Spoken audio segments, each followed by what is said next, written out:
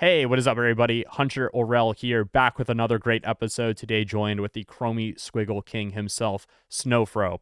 Now, you might also know Snowfro from the iconic on-chain generative art platform, Art which is obviously a huge topic of this conversation. We talk a ton about generative art. We talk a ton about on-chain art, digital assets, and what their comparison to the traditional art world looks like. We talk a ton about Snowfro's career too today, and also what is fueling it towards the future. And I think it is a great insight into an artist's mind instead of, we've had a ton of founders that are building companies. And not to say that Snowfro isn't, because obviously Artblocks is a massive company that has had a huge impact on the Web3 space. But to get the ideas and his thought process for a lot of this was very refreshing. I enjoyed this conversation a ton. So definitely need to have more artists on. As always, thank you for viewing these episodes and listening in. It means the world to me. And a special thank you to today's sponsor, LootGG. LootGG is a modern trading terminal with advanced features, hyper fast transactions, and a modern UI that is super simplistic to use. LootGG is entering into their closed beta, so if you want to go and sign up and earn early rewards and points, you can do that at loot.gg and follow them on Twitter at loot. Definitely something that is worth checking out. Without any further ado, though, here is the Chromie Squiggle Man himself, Snowfro. You can't talk about generative art, you can't talk about NFTs without mentioning the name Snowfro. Somebody I consider one of my favorite people in the space, somebody who I call you a brother from the space just because we've done stuff together in some sense. I'm quite literally wearing your artwork Oh on man. me right now. I'm a collector. I consider myself a student of you, actually. You fueled me to go and actually learn how to launch a generative art project on chain uh because of art blocks. um I I think start here. Who are you? Intro might be best here. Well, first of all, thank you for the kind words, man. I really appreciate it. I'm Eric. I'm also known as Snowfro on Twitter. I'm known as Art on Blockchain. Should probably consolidate those things. Um, I'm the founder of a platform called Art Blocks, but I've been around crypto for a really long time. I started collecting digital art in June of 2017 when I discovered the CryptoPunks project. It was a huge kind of unlock for me to understand that you could own something digitally. And to this day, I mean, we're approaching my eighth anniversary of being a digital art collector in this sense. I am just as excited, if not more, about what it means for humans to kind of own things digitally, improve ownership of something digitally, and support digital creators. Um, and yeah, it's been the craziest 8 years I could imagine. I mean, I never in my life would have thought years would have been like this. The first few years were actually pretty calm. Try not to get in trouble because I was on Discord too much, with my family. But ever since launching Art Blocks, everything has certainly kind of exploded and gotten out of control. And now we're kind of in a chill period. And yeah, I mean, really excited to talk to you, man. Thank you for Yeah, having me. things have exploded. I wasn't as early to NFTs, but I do even remember, early 2001 punks Discord vibes that just seemed, it was such a close knit place to be and talk and meet people, and a lot of those characters still exist today. Yeah. Um, careers have, I mean, the careers that have come out of that Discord are notable. I would say that Discord has spawned probably some of the biggest company founders, some of the biggest traders and collectors in the space. But that was kind of like ground zero for, I would say, like the generative art movement in some sense. I mean, it felt like in some ways like a weird little private chat back in the day because I mean there weren't that many people in there, and we would just sit there and just shoot the shit and talk about all the things that were on our mind and all the different ways that we thought this technology could be exciting. And I generally focused on art stuff, although I love the concept of DeFi. I love the concept of like all these other things that the technology brings to the table. But everybody kind of brought their own spin. Everybody brought their own hype. Everyone brought their own bags as well. I mean, it was just like this ongoing conversation. And I like to share with people there was at some point it's like a full week without a single message in that Discord. I mean, that's how kind of like slow it was. And usually the first message after a delay would be, why the hell are you guys paying $200 for these stupid cartoon characters? And so that's all it took to get me fired up and be like, well, let me tell you about these little cartoon characters, and let me also tell you about like this concept of like generative art and this concept of digital ownership, and led to onboarding a ton of people into crypto, and hopefully and with good security practices. Although at the time they weren't, at least for me, fully refined or extended as they are today. Um, but yeah, it was that's where I've met most of the people that I interact with, and I'd say we do see a lot of people come in and out of this space, and that's just kind of the nature of it, especially when there's kind of bubblish kind of feelings. But a lot of those people are still here today, and Yeah. it's because I think there was a certain level of nerdiness, a certain level of like weirdness you had to be to even kind of spend time in those spaces, especially kind of as an adult.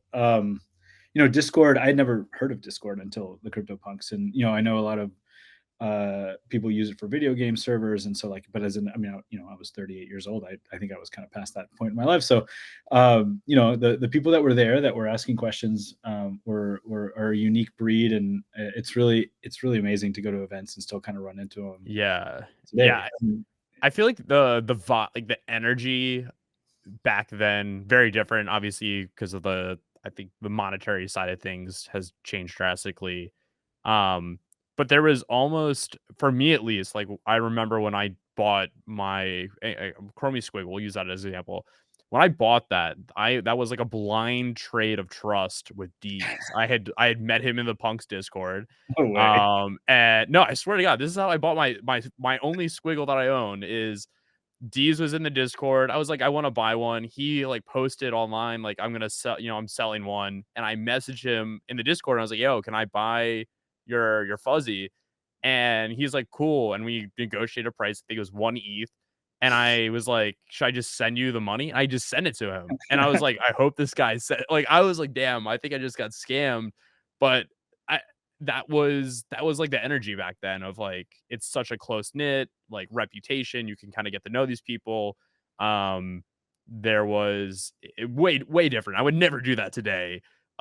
Never in a million years would No, no, never no. do It's that. very different. You can't even respond to like a friendly hello these days. But man, where No. would we be without D's today? Like it's people like him. I mean that's the perfect prototype of that kind of nerdy persona that kind of was curious about this and saw something here really early on. And man, I have so much respect and appreciation for that guy. I'm so excited that that's how you got your squiggle. That's exciting. That's I'll cool. I'll never sell it.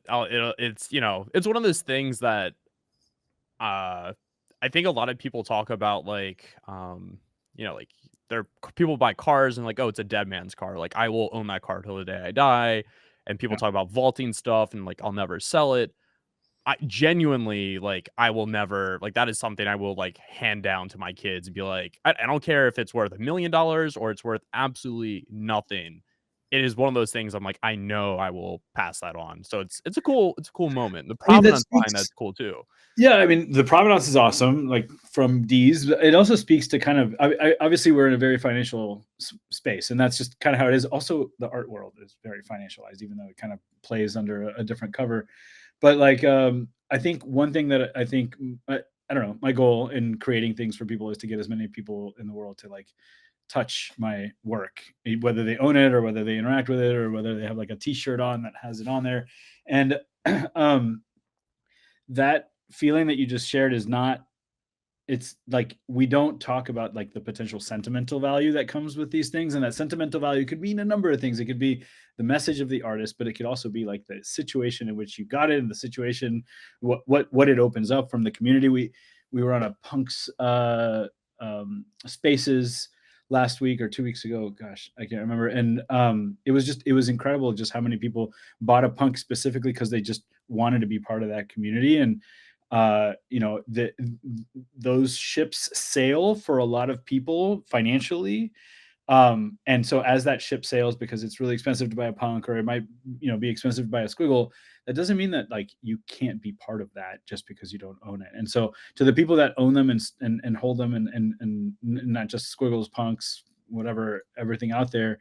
Um, like I hope that it brings, a satisfaction beyond, and I truly believe that it brings a satisfaction beyond like the value element for a vast majority of people. And I guess that the other side of it, it's like it's bittersweet, like the yearning that people have when they're like, man, like I wish I had a squiggle, I can't afford a squiggle. I wish I had a punk, I can't afford a punk. On the one hand, it's incredibly flattering and humbling, and on the other hand, it's kind of like, oh man, I wish like you were there to buy them for $20 because it's just it would have been a non-discretionary decision to just spend $20 or come up with Right. it's just Yeah. time changes things. It is one of the it's funny because I'll have, I actually have my closest family friend, the family's building a house in Arizona, and they were like, "Hey, Hunter, like, we have, we're traditional art collectors. We want to put up some screens. What should we buy?" And they're like, "Well, we'll spend a certain amount of money." And we were going through them, and I can tell you this: the first one that there was no argument over or anything was a squiggle. So again, like Oh shit. it falls into that like, okay, like they see it, it's recognizable, it's iconic. It falls into that like, I don't know, it's just the like perfect it's like the perfect combination of like all these little things that I think connects to people where they're like, "Oh yeah, like I need that. Like I want to collect that and have it." Um I think punks are a little bit harder, right? Because it's like an actual face and it's a little bit different skew of art. Um but yeah, no, I mean, the squiggle is just an iconic thing. You mentioned, which is interesting, how much, how many ways it can like impact people and like they see it and where you can place it. Where it's been is crazy at this point. The jersey I'm wearing, it's been on the front of a professional soccer team or football club in England. That also means that it has been in FIFA. It has been in the That's video right. game, In the EA video game. Sports. Yeah. There's a squiggle. You can go play. I've walked into New York flats of people playing and seen a squiggle on their TV in a video. Safe. Yeah. Like weird like you never expected that. Do you ever expect that you have art in a in No, I no, FIFA?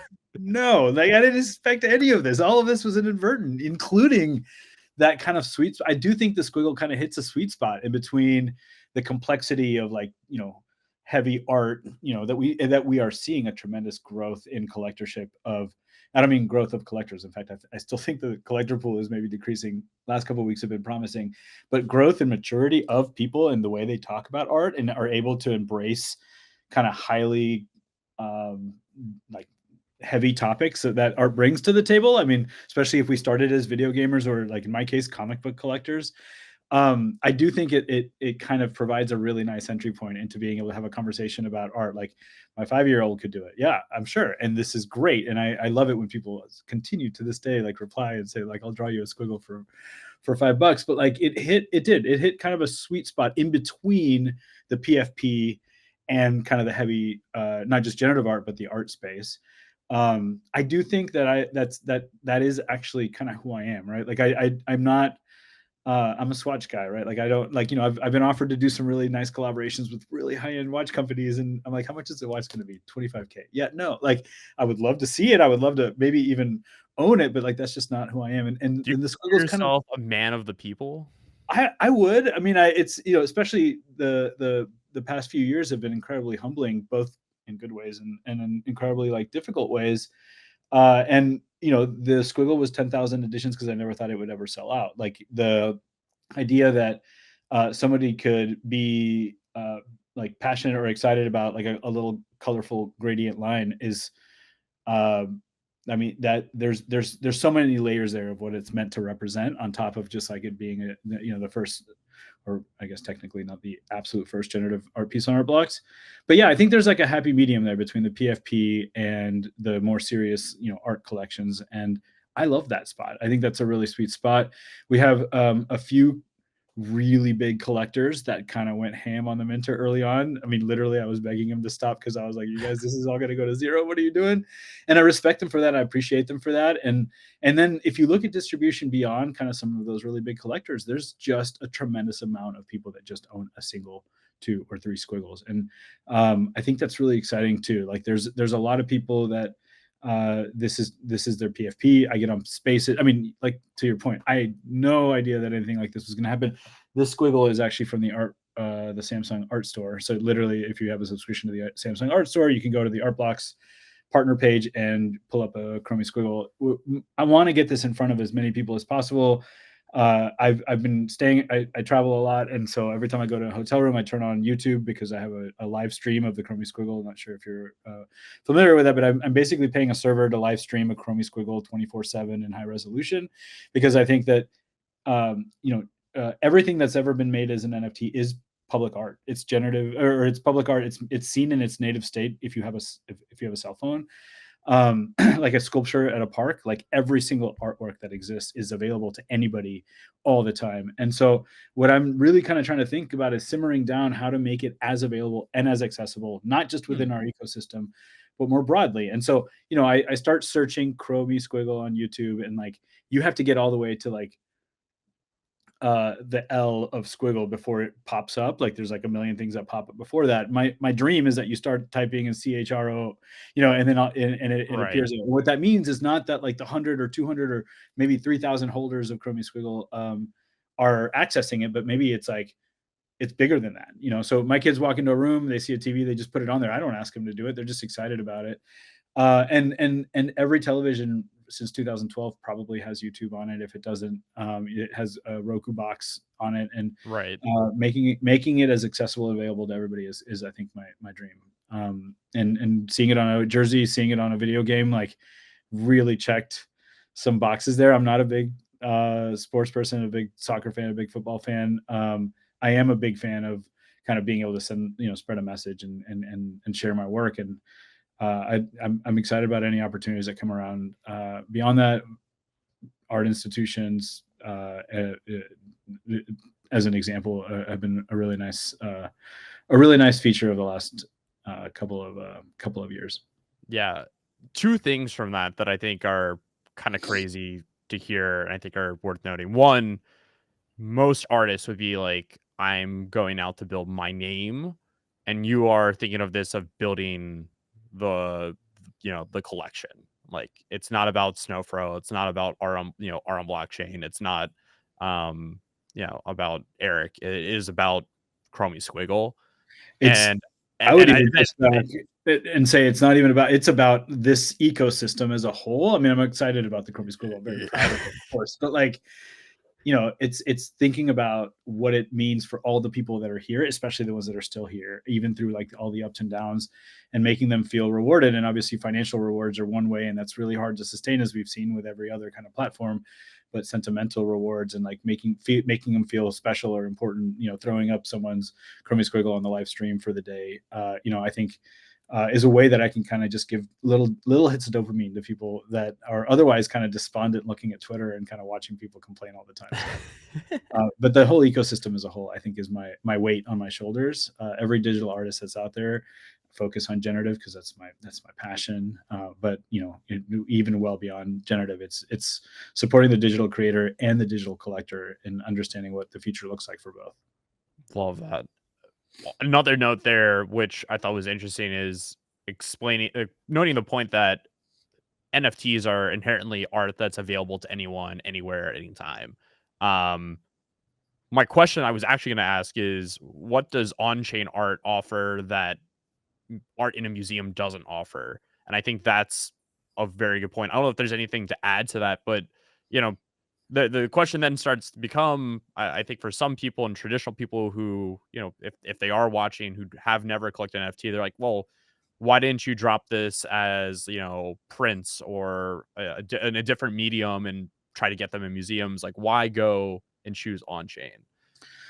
Man, there's a lot of reasons. Okay, so first of all, imagine that I was bold enough to think that 10,000 people were going to buy a Chromie Squiggle. So I went out and I pre-rendered and pre-printed 10,000 Chromie Squiggles and then set up a little shop and asked people to come and buy these prints. Like, functionally, the distribution mechanisms that the blockchain provides are just insanely more effective and efficient in reaching not just an audience quicker, but if the print's $50 and it costs $200 to ship it to Europe, and then they have to pay tariffs and all this weird stuff that they have to do when they import stuff, like, well, or you can have it instantly. Like, it can be a lot less expensive if I don't actually have to like go and fill my car with boxes to go ship.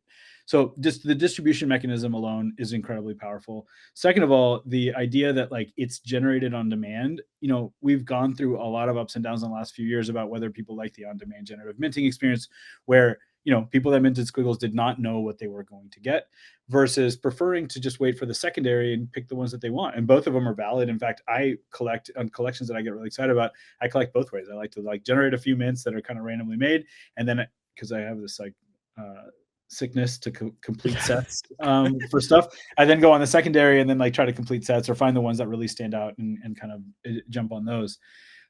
So like the on-chain mechanic also, to me, there's obviously this can be a little bit controversial sometimes, but because to this day, paper is the thing that has survived the test of time more than just about any other medium that exists, and technology generally can be pretty ephemeral. The idea that we may be building the future financial system of the world on top of these blockchains does make me feel like it's super durable. And the idea that the Ethereum blockchain is first and foremost immutable, unchangeable, and second of all is promising durability and longevity, feels really powerful to me. And so, again, nothing is guaranteed. We look at the Ethereum blockchain as lasting forever.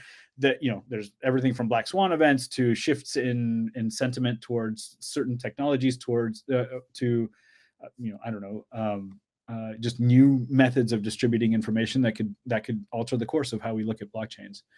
And then I guess finally, something that I think is more nuanced, but I am really proud of and really excited about, is that like specifically with art blocks, we created a set of constraints, and constraint is really good and also can be pretty bad in some cases. You have like the most elite fully on-chain art, which just uses a smart contract and it doesn't have anything else but the smart contract to generate the work. And I love that. Autoglyphs to me is just like foundational to all of this. But the constraint and limitation there is pretty significant. There's only so much that you can do with it. By putting the algorithm on chain, but then allowing for some external dependencies, most of which have now been put on chain anyways. And the Chromie Squiggle, when you view it on Art Blocks, is 100% pulled from the blockchain, including the template, the HTML template, the library, everything. This idea of resolution agnosticism, like I am a technology person that will buy, I will like if I was buying a early 2000s car, I would put a significant premium on one that did not have navigation and did not have like the slow computer stuff that they did at the time. Yep. In fact, they call them strippers. There's like certain cars that are rare that if the person optioned them without the navigation and all that stuff, and so it's just got all the knobs and stuff. Today they're worth more, because if you turn on navigation on a car that's 22 years old, it's painful and miserable, and you don't want. To me, it detracts from the experience. I'm using that as an example to say everything that's been put on Art Blocks, especially Art Blocks Curated or within the Art Blocks kind of umbrella of Curated, Presents, Factory, etc., we had an additional constraint to artists that they would make their work resolution agnostic, which means that today, or when we started Art Blocks and everything was kind of HD and starting to touch into 4K, everything that was generated would fill the screen pixel perfect resolution without it needing any kind of upsampling or dealing with compression. When we're at 8K and we can run browsers in 8K, you will be able to do that. When we're at 128K, you will be able to see a Chromie Squiggle. Every pixel will be exactly where it was intended to be. And so if you look at GIFs or even just like, video works from the 1970s and 80s, where like if it's not viewed on that cathode ray tube television, it actually doesn't feel, it's just not that enjoyable to like view those old video artworks on like a flat panel monitor. Yep. These works are meant to scale also with technology. So after like being someone that has generally try to get a new iPhone every 2 or 3 years and try to stay on top of like, whatever, I just really like technology, and seeing how outdated things can get. That little tiny feature that created so much constraint on Art Blocks and a lot of frustration with creators, because it's like a pain in the butt to make sure your work is resolution agnostic. I think long term, this is what's so powerful about this technology, is that it allows us to have a central permissionless source to access the original version of that, not a server, not a whatever. It's just purely from the blockchain. You can access the entirety of a resolution agnostic work that, even if the Ethereum blockchain doesn't last forever in the way that we see it today, it's hard for me to imagine a world where the Ethereum blockchain is not archival and that you cannot access the information on it. And Right. yes, it might be a zoo trying to figure out who owns what at that point. Like, it could get a little bit Oh god, I don't want to scary. think about. Let's not think about But that. but like, the art lives on, and it's public art and it remains Right. public. And some institutions have collected it specifically because they're public art institutions and they want to celebrate the idea that it is public art.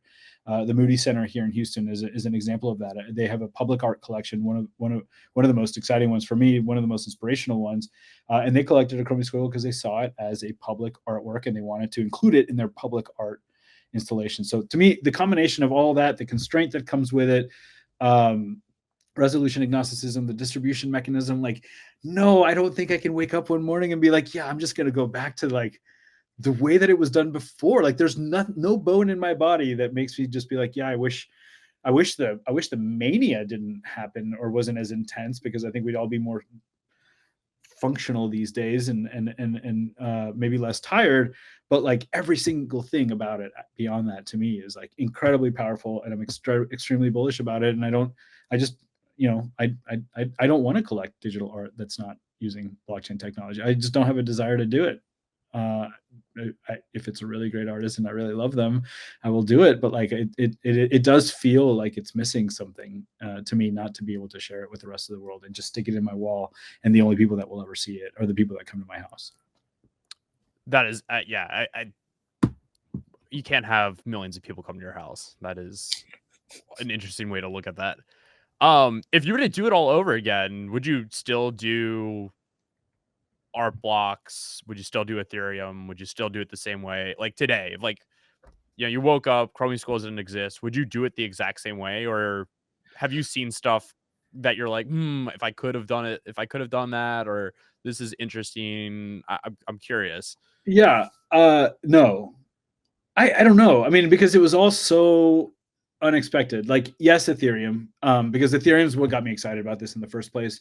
And I think by the time I released art blocks, if there had been another blockchain that was as capable, and kind of like 2020, 2019, when I was like really getting serious about it, maybe it would have made sense. In fact, the very original art blocks was its own blockchain. Like, the original concept of art blocks was Really, a I blockchain, actually didn't and know that. every project was a masternode, and like, you basically paid to have your art. I mean, it was really out there, really wild. But very quickly after that, I was like, wait a minute, like, you know, the Ethereum blockchain provides us all that. I think maybe my biggest thing that I'd kind of want to reconsider is, like, I created art blocks as a way for artists to release generative art in a way that they didn't have access to in the past, that didn't really make sense, and that you really kind of had to like ingrain in them like what the beauty of this was. It then became a generative art platform. Like, like, we got way more people interested in releasing on art blocks than I could literally manage myself. And then Jeff came on, and then the team started growing. Right. And so my original intent was to facilitate people in the generative medium that had traditionally not had a really great way to distribute their work and to kind of share their work, to let them do that. But then it turned into this, like, highly curated art platform that I'm very proud of. But that was not on my bingo card. Like, that was not in Right. any way part of my expectation. I thought it was going to be like I don't know, like an OpenSea kind of thing, where it's like you self-serve it. Like, at some point, I'd like to scale it to where it would have been just self-service, and you just come and do the thing, and you just use the tech that I created for you. But I got very proud and passionate about like the work that actually started coming into art blocks. Like, the artists that started releasing on art blocks were people that I had been following for a long time. They were my heroes, like my literal artistic heroes growing up, and or over the last 12 years, because I didn't know about anything until I was about 30. And so it's like you're torn, because on the one hand, you want to make it easy and accessible for everybody to use this technology because it clearly had a product market fit using the Ethereum blockchain. On the other hand, you want to respect and revere these like highly talented, god level artists that I had been following, that inspired art blocks in the first place.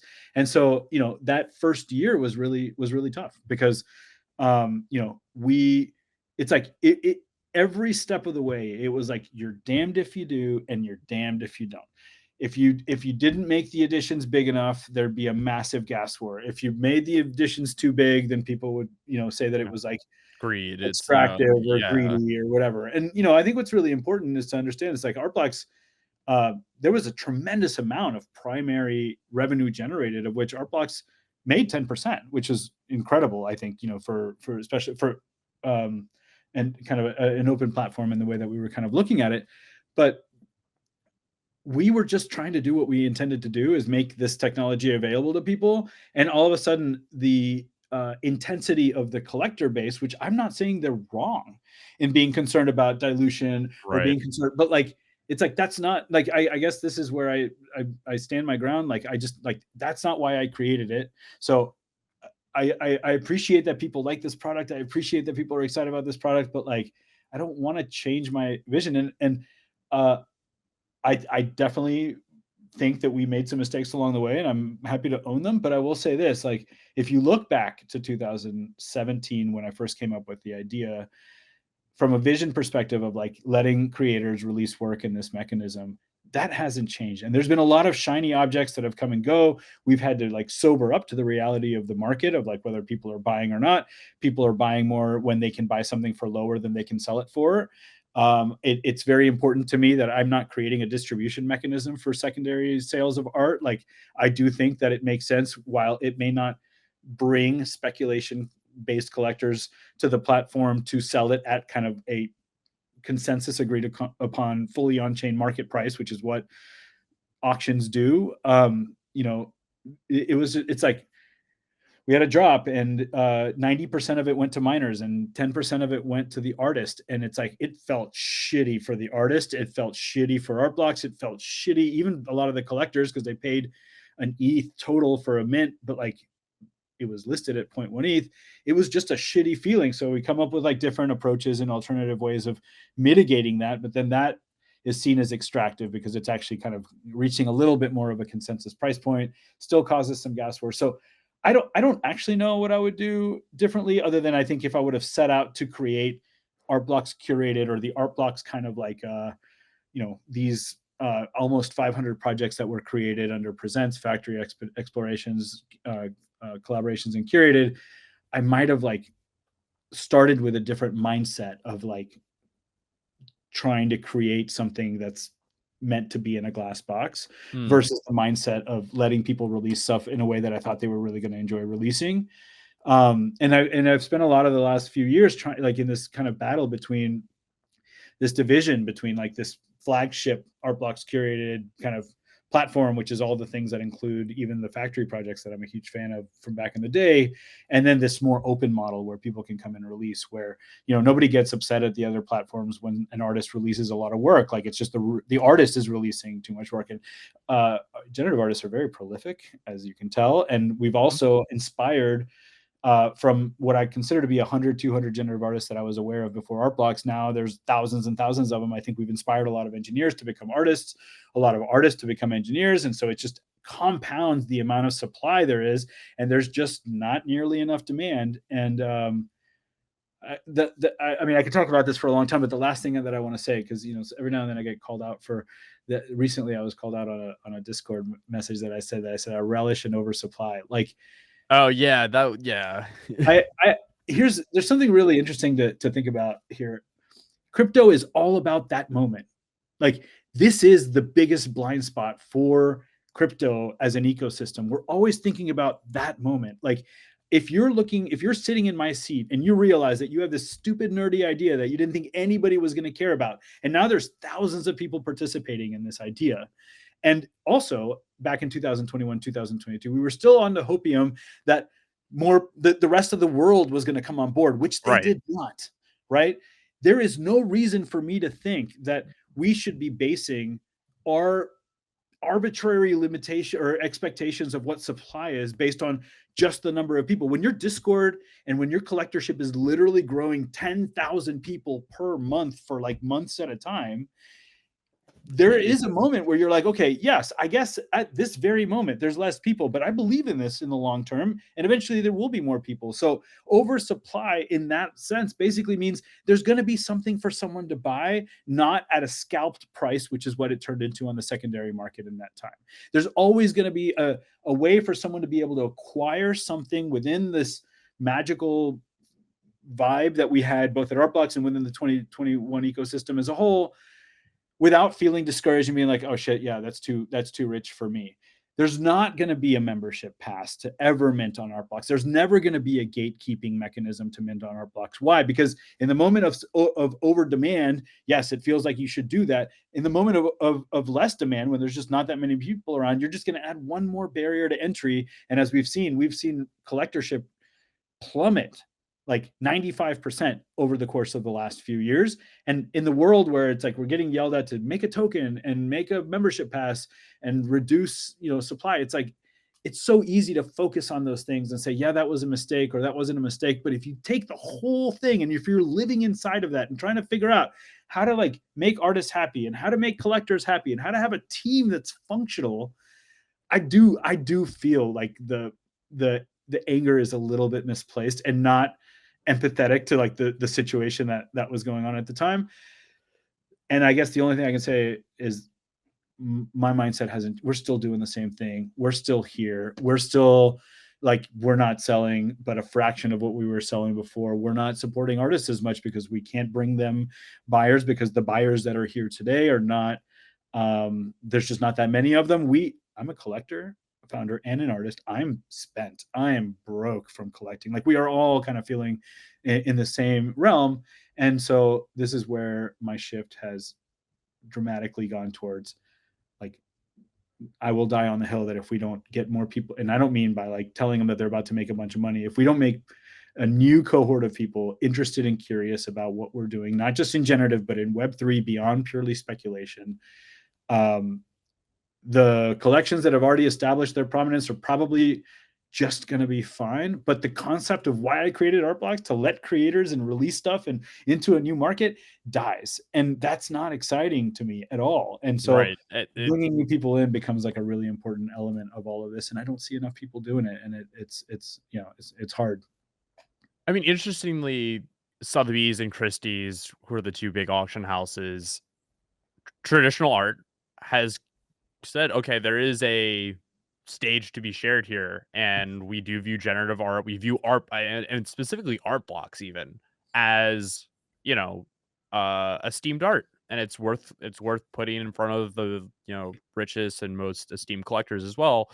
Um, do you think it comes from the traditional art world? Because they're already collecting art and then flipping over and being like, like this is something to buy, or do you think it comes from like the next generation of just internet users who say, I 100%. Yeah, that option too. Jack Butcher and I we talk all the time about abundance, and like we're very aligned on abundance. Like, it's like, sometimes if I'm releasing a new project, I get messages from squiggle holder collectors. It's like, hey man, like, are you releasing too much work? And it's like, well, I mean, I feel like I'm not deaf to the market, and I'm very sensitive to kind of where we are in the market. I haven't released a thing in the last couple of years and have no desire to release unless I can get traction with more people to collect my work. It's not about the dollar value. It's about like, can I get hundreds or thousands of people, ideally new people as well, to collect that work? And so it's about this new paradigm for not just art, but how we consume our time on the internet in various different ways, whether it's gaming, whether it's watching YouTube. Like, I mean, this can be a really deep rabbit hole of a conversation, but you like you mentioned traditional art. Like, I don't see my generation and the future generations that have more things competing for their time than people that are 90 years old today, like significantly more things. There's a thing on Twitter the other day. It was a bar chart starting at 1930 and like how people spent their time, and then the internet appeared and then it like shot up to the very top. It's like 50% of our time is on the internet. 25% of our time is with friends. It used to be family, then friends, then church. I mean, it's just like completely upended. those people like in that are 90 today are leaving significant amounts of their wealth to the museum because there was less things to do. It's like go to the park, go to the museum, go to a movie. And I don't see our generation and future generations being as philanthropists towards what we call art today. Like I just don't see that as being like the like compelled to leave half of your inheritance to like a museum. And I think we can change that. I think museums can change that by being more relevant in what, to me, the first person that kind of drove this idea of internet art through my head is Aaron Wright, from Flamingo DAO and Yep. Tribute Labs. It's like, Yep. and I mean, we've had healthy discussions because I see it as just art in many, many different ways. And he's like, yeah, it's art, but it's like internet art. Like it doesn't fit within any other category. This is new internet art. And if you let yourself go, if you let yourself just kind of like understand just the way that we are consuming what I'm calling art today is very different than what people are how people are consuming art 5 years ago, 10 years ago, and 100 years ago. The way that people are trading art, the way that people are displaying art, the way that people are sharing their art, the way that people are monetizing their art, the way that people are like engaging with community around art. Like every single thing has done a complete 180 from what it was in the past. And so, I do see the next this generation, the next generation. There's a bunch of people in their 80s that own Chromie Squiggles too that I've had really interesting, very interesting conversations with, like very insightful conversations with.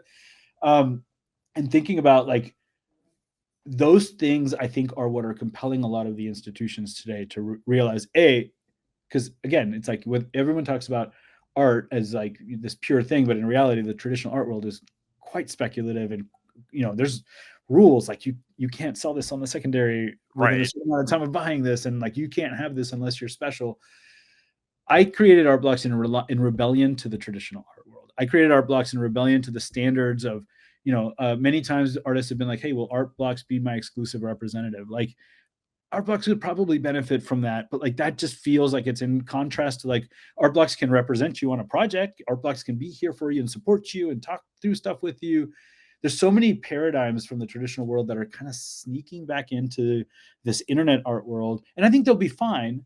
But it's so easy to kind of like return to those because that's the status quo and that's what we've seen. But like Yeah. everything else in front of us has proven that it's not going to be that way, that it's so much more different.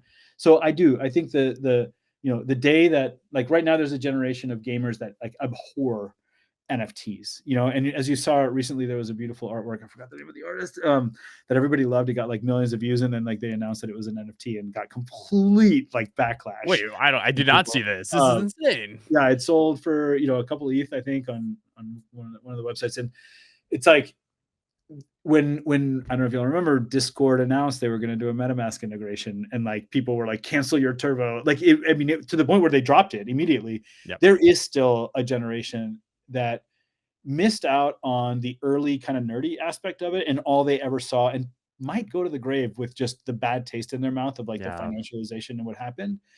And I do think a lot of those people can be educated into understanding just how powerful this is beyond that. But then outside of that, future generations, look, these artworks are going to find their ways into video games. These artworks are going to find their way into fashion. These artworks are going to find their way into like books, history books, art books. There's already a ton of art history books. The awesome, on NFTs book that Robert Alice made is a really good example. The CryptoPunks book, there's like Free to all these, claim. like, yeah, all these wonderful like things cementing this history. And I think when we all look back, if you don't know what you're looking at and you just kind of look and you read those books and you discover it not based on, hey, come here, you're going to make 10x, but hey, look what's like these are real people putting their real passions into this. I think that that concept of internet art starts making more and more sense, and I really have to hand it to Aaron because he's really stood by that, and I appreciate him for that. That's amazing. I on thinking like about these different institutions, are there ones that you see right now that are leading the pack and Oh yeah, hey, we see that if we don't adopt, like we become possibly or like there's risk on our time horizon of like who care like obviously traditional art's not gonna just like disappear, but like are there ones that are like far more innovative right now? yeah, and I think the one I want to call out just right now is just like so top of mind is the Toledo Museum, because specifically not based on what you just said. I mean, I'm sure the executive director is also concerned about funding the institution, right? Like Right. long term. So I'm not saying that that can't be part of it, but to me, when I have conversations with that museum, it is truly like a true fascination around this medium, around the communities built around this medium, and not based on the, not, to me it doesn't feel reactionary. A lot of the institutions feel reactionary. So my engagement with institutions early on um, has been like across the spectrum, but a lot of institutions I feel like were not reacting. They were curious. You have to be careful as an like I think it was one of the curators for one of the institutions told me that the museum is like one of the most trusted institutions in the world, above the church, right? Like people just trust the museum to being like honest and direct. And so you can't stake your reputation on year 2 of generative art and be like, yeah, this is gonna. The rate of adoption for digital art by the institution is completely unprecedented in comparison to previous different like mediums. Right. So it's actually happening at an alarmingly fast rate, even though we live in like one day equals 1 year in crypto. And so the ones that early on, for example, the LACMA being willing to accept the last mint of the Chromie Squiggle as a whole of it, like with allowing me to create a smart contract that allowed people to sign off on it and participate in that. A lot of institutions, they don't even want that. Like they're like, okay, this all makes me kind of weird and uncomfortable. And then on top of that, the LACMA actually putting it on display, already exhibiting sometimes artwork once it's accepted takes years before, if it ever is shown in an exhibition. So I think that there's some institutions that are reacting, and I'm grateful for it because I think it's going to support all of our collectors, and it's going to support all of our artists. But there's some that are really leading the way, and I think Toledo, I think the LACMA, I think the Buffalo AKG Museum, one of the earliest collectors Yep. of generative art before the blockchain even existed. And then I obviously have like a very soft spot in my heart for all the institutions that have collected a Chromie Squiggle as well, like the Moody here in Houston. So yeah, there's just a lot there. That's a whole conversation to unpack, but maybe it's important to say that the more confident you are in being right about what you're talking. I mean, I'm bullish, okay, so I'm very excited, but like I also think that the more right you think you are, the more likely that you're going to be proven wrong, because it is a new era of art. It is a new era of consumption now, especially with AI. Like everything is changing, and everything's changing incredibly rapidly. And I think right now is the time to not necessarily say like what the future is going to hold, but like actually just appreciate the digital art world. Digital art, things that were made with computers, has, if especially if you take like the financial side out of it, has been entirely up only, and not just up only like, I mean, I'm talking exponentially up only. The dialogue that's happening with institutions, The at the amount. rate at which it's happening, the Yeah. amount, the people that are still here, even though it was most people entered from a speculative perspective, Right. like the people that are collecting NFTs today and commenting on NFTs today, the nukes and so and so's, and are probably going to be really important parts of the world of art in 10 years. I'm sure they didn't sign up for that or That didn't know what they were it, getting themselves what's into. crazy is that people think that the winners of all, like, again, I hate to put the financial perspective on this, but like the most historic artists are the ones that are obvious, right? It's the ones with the highest floors. Those are the artists that you want to be collecting. And if the floors aren't high, then you shouldn't be looking at them. But there are likely dozens, if not hundreds of artists right now. But at the highest level, there are dozens right now that will become some of the most prolific generative artists who have artwork sitting out there that you can go buy for dollars. Yep. Like, not you don't have to go have 100,000, don't have to have 10,000, but like couple $100, $50 maybe. Like it's just sitting there. They are creating because they love it, and we've gotten so like spooled up in the yarn of, again, the financial aspect of this. Um, and maybe they've built their own art blocks, and they just, their own version of how to put out art, and nobody's discovered it yet, or it has a very small collector base. I honestly think that's where people should be going, as like a therapeutic like escape from the echo chambers that we're in right now. 100%. Yeah. Um Are there artists that you right now are you don't have to name it if you don't want to, but, like, that you're like, "Hey, I love what they're doing," maybe they aren't, like, not known, but, like, are there any that you, like, wanna highlight that you think people should just take a look at? Again, not to buy, no financial advice here, but, like, Yeah. And that's always really hard for me because I follow artists a lot, like really, really, and really kind of understanding like their career. I think one of the things that we have to consider also is that a lot of people are realizing what a career in art is as an artist. Like a lot of mm, people are like, just like me, it's like, oh, I have this idea. I've been making art for a decade, but here's this idea, and now it's like I'm an artist, right? Like a lot of people weren't these we aren't programmed for these things, and so I think what I'm without really kind of naming names, what I'm kind of because there's just too many, and I would just leave people out. I think what I'm really excited about, and I think what people really need to examine based on what you just said, is that there are people here that came in 21, made a bunch of money, started a studio, weren't able to sustain a studio, especially when royalties went away, because that was like a really nice way of kind of sustaining your studio. Went back to a normal job, but have stayed and continued to build their art career. And one day those people will get to quit their job again and be artists full time again. It just didn't get to happen based on the mania that happened in 21 and 22. Um, they're here every single like this is internet art. The way that we connect on the internet is Discord and Twitter, etc. Um, and they are building a career. Like we focus on the individual release, we focus on the individual platform, and you just kind of forget that like movie stars, artists, musicians, they start generally really small. Some of them get really like successful early on. Some of them take a really long time to get successful. And the beauty of it is just watching their career flourish and unfold. And you can use the price action as an index that you, if you want, you could also look at like them getting invited to do public art pieces or getting to cameo and things. Like there's just a lot of different ways. And I think what we zero in too much on the NFT, the technology still, we zero in too much on the individual project.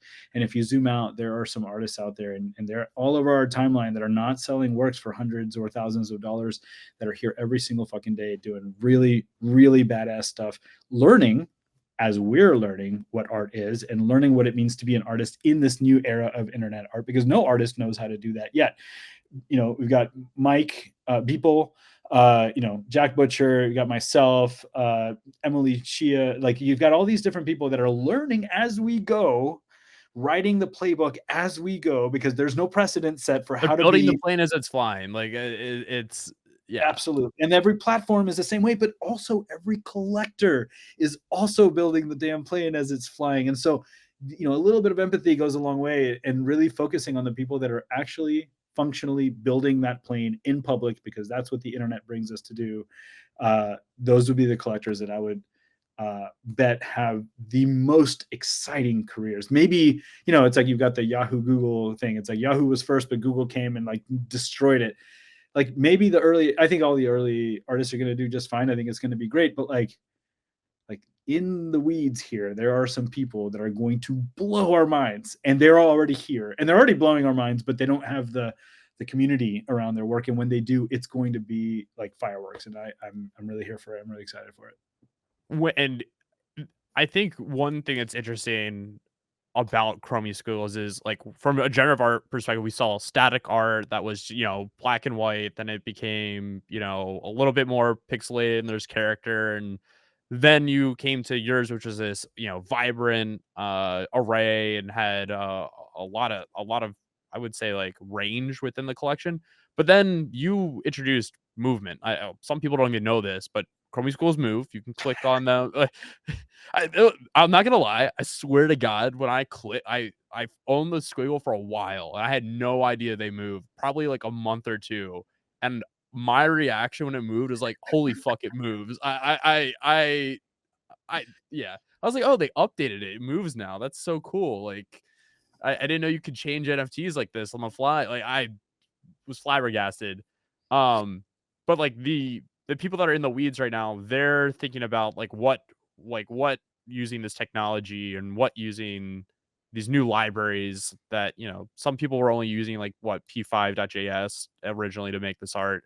they're going and thinking about like how does time influence this, how do conditions, how does all these things that we really haven't seen take mainstream adoption to generative art.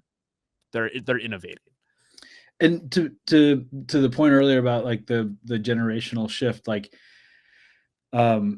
we kids these days, I have a 9-year-old and a 6-year-old, are generally kind of ADD. Like the things that require capturing the attention of a child today are probably not, this isn't across the board, but are probably exponentially more complex than like back in the day. It's like a bike or a scooter or like blocks. And if they're young enough, they still care about the blocks. But as they get older, it's like there needs to be other elements, right? And so whether you go from like classical music to Skrillex and understanding like what youth is excited about and dancing about and like moving around, whether you go from meticulously crafted Picasso to gazers that changes with the like the rotation of the earth, and like daily is just different.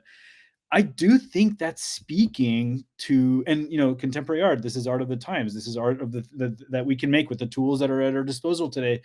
We are speaking to a new generation of people, whether we're doing it intentionally or not, that has higher expectations to engage with something for more than 2 seconds. And so, yeah, like the movement, one of my favorite artists, Mitchell Chan, is releasing a game that's an artwork. And, it's like, can we get people to be excited about art because they're actually just playing a game, and then they just if you're old enough to have played Myst back in the day, like that was a game, but that was also like a surreal artistic like experience. And Yep. we haven't even started scratching the surface because we are so focused on the technology, understandably, because we're also very passionate about it.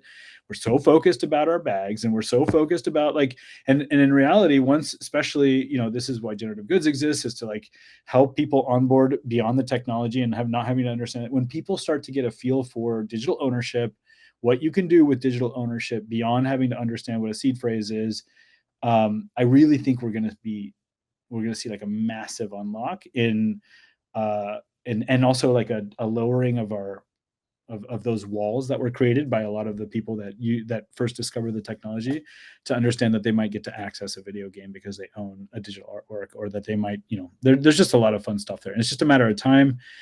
I absolutely thought it would have happened by now.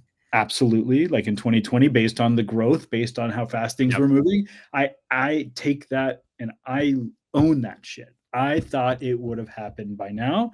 And if you stand here today, and I will tell you that it may not happen for a long time, but it's going to happen. It just may not happen how we expect it to happen. It may be slower. It might be slow and steady. There might be like one killer app, one killer use case that brings everybody on. But it's going to happen. It's just not at the timeline that a lot of us expected it. Exactly. Yep. I could not echo that point more. On the theme of innovation, and I think a good kind of point here, because I know you got to be places. On the theme of innovation, in Paris, Shit, you have one of those Paris ones. That's awesome. I do. I was handed this at a Ledger event, and I think we got to talk about, because you're thinking about how to move this space forward. Generative goods. What is generative goods? What's the goal? What are you guys trying to accomplish? Yeah, I Yeah. think starting there. At the root, generative goods, there's two root elements. Art you can wear. I get little, like, if you imagine what my t-shirt drawer looks like, you open it up and it is dozens of shirts with squiggles and generative goods embroidered stuff and crypto punks, and like I get little dopamine hits, little micro dopamine hits every morning, trying to decide which thing that makes me as an individual or a unique person to share with the world, whether they're going to comment on it or not.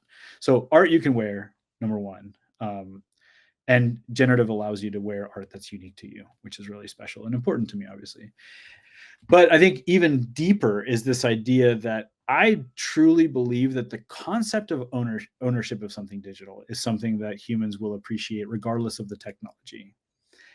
And they can appreciate it without having to understand the technology. Like, I want people to have that taste of, oh, this is mine, it's unique, and I own it. And I'm willing to reduce some of the maximalist constraints that I have imposed upon myself and upon our blocks over the last few years in order to do that. So one of them, that card, is an IYK card. That NFT lives in a shared wallet, and that card allows you to withdraw the NFT from that shared wallet into custody whenever you're ready. I don't think people need to get a seed phrase to get a $20 thing. Like I actually think like it adds. It's just the barrier is like we talk about wallets and onboarding. Like we shouldn't.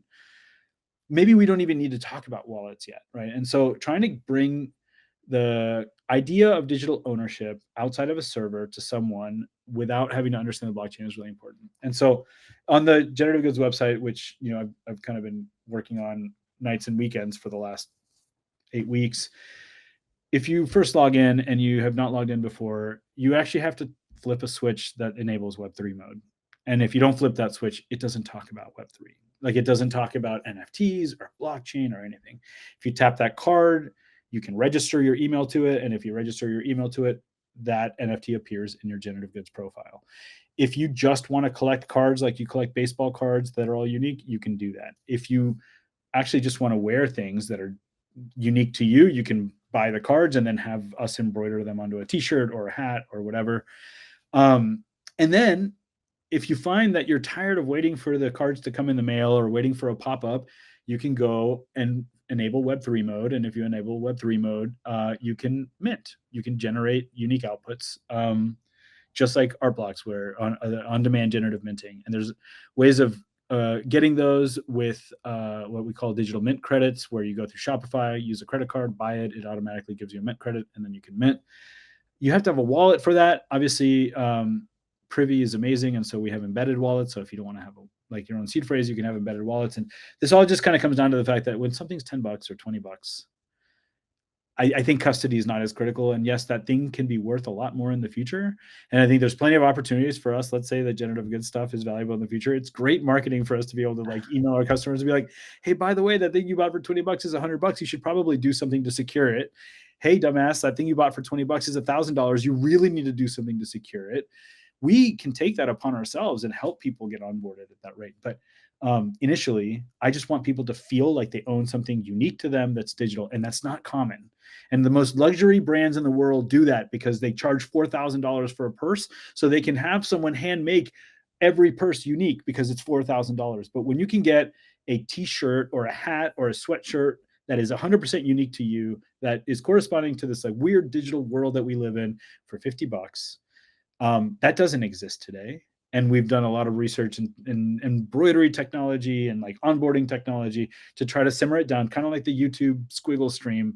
It's just like, how do we make this as simple, as basic, as affordable, as accessible, as risk-free, so that we can actually get a feel for whether people give a shit about what we do. You can't have that conversation when everything's 20 grand. You can have that conversation when it's $20. And so that's where we're at today. We're still figuring it out. We're a year and a half into generative goods, and it's the hardest thing I've ever done. It feels like a real startup because we're starting with like all these ideas and then narrowing it down to one little thing.